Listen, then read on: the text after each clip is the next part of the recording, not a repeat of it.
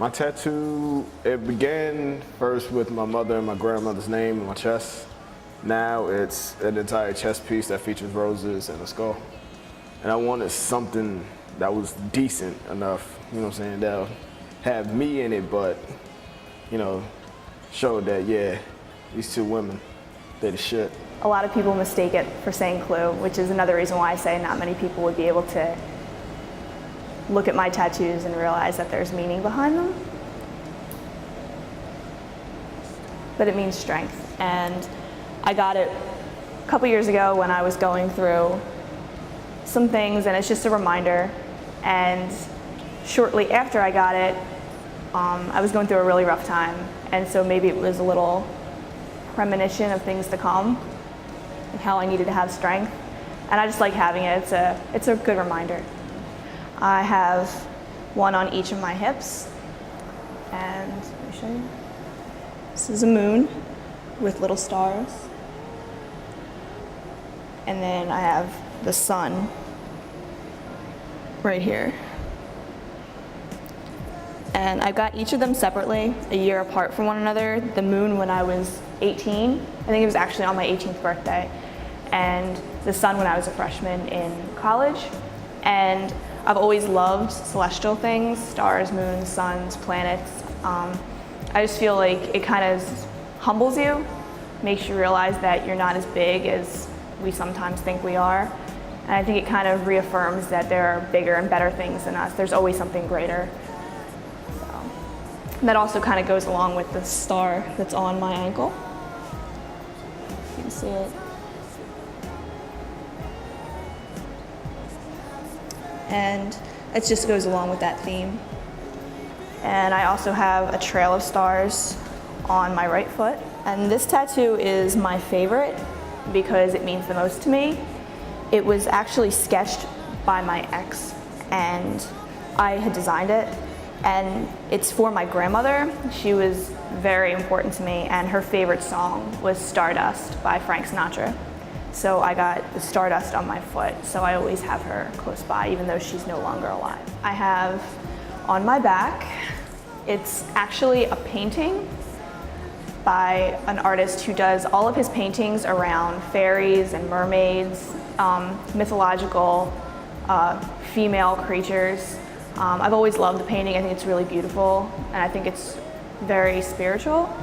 So I took it to my tattoo artist, and he revamped it a little, and originally it was going to be in color, and while he was finishing up with the whitewash and the gray wash, he asked me if I was hell-bent on color, and I said no, and so I left it black and white. I think it's really beautiful that way, and that's actually my latest tattoo. And then my last tattoo is on my back as well. And that was actually my first tattoo. I was 17 when I got it. I knew I wanted it for a couple years. One of my best friends, Mark, and myself, we used to watch the movie Foxfire a lot. And in that movie, Angelina Jolie tattoos like little flames on her and her friends. And she has this speech in there where she talks about the power of fire and how if you respect it, it can warm you and nurture you, but if you don't respect it, it can destroy you. And we always kind of liked that, and we always said we were going to get matching flames, not necessarily the exact ones from the movie, but matching flames. So I got mine first, and it's orange and yellow and red, and then they actually traced mine from my body and put it on my best friend, and his is blue and purple, and his is on his stomach, and if you actually line us up, they will go through each other. So it's like a permanent connection to someone who's very important to me. Where's your tattoo? My tattoo is on my left shoulder. Huh? The symbol is? The symbol is on his gloves. He wears gloves. And because of it, he can manipulate fire. So, since he's my favorite character out of my favorite anime, and since I love anime, I decided it would be the best symbol to get. This one I think was like my fourth tattoo, and I got it because I had to symbolize something for pirates, because I've always been a great fan of pirates and plundering and booty and all that. So this whole arm I'm planning to make a whole sleeve of pirates eventually, but I had to start it out with a skull because that's the most typical pirate symbol. This tattoo I got because my sister picked it out in a tattoo shop from Flash, and I loved it for 2 years, and it took me 2 years to actually get it. My dad made me see how long I liked it. If I still liked it after 2 years, I could get it, and I finally did it like at 16 or 17. The tattoo artist changed it up a little bit, but he changed it to better. I like it a lot more. And then just after this one, it developed into my dead girl, I guess I would call her. I got her because I just loved her. I saw her picture in a tattoo magazine, and I just took it to my artist, and I was like, I would like this tattooed to me, and he drew it up and tattooed it really fast. And then since I had a bunch of girls on my arm, I thought I just might continue with girls. And I got this pretty girl just because I loved her hat and I loved her expression.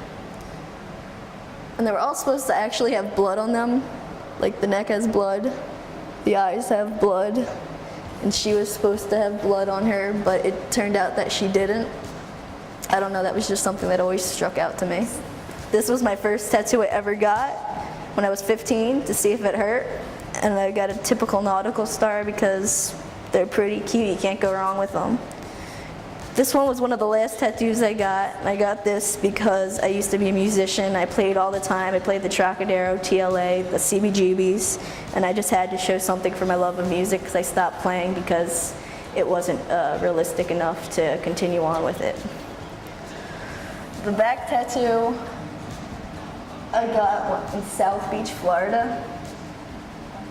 It was my first real big tattoo. I got it at 16, and this tattoo proved to my dad that I was an adult. The birds I just basically got because the same tattoo artist did all the upper body work, and he had his own book published of all his own artwork, and I went through it and I just saw these birds, and I love the black and red theme of them, and I love the good and evilness because when I was a child, I was a devil. And as I grew up, I got a conscience and became better. And so I like the good and evil balance. My dad took me to South Beach the year after I got the back tattoo. And we were trying to get on Miami Ink forever.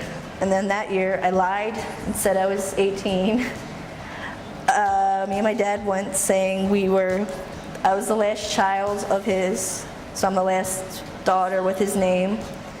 And so we both got an F. He got it on his left ankle, I got it on my right ankle because he's left-handed, I'm right-handed. And it just symbolizes our last name and connects us together.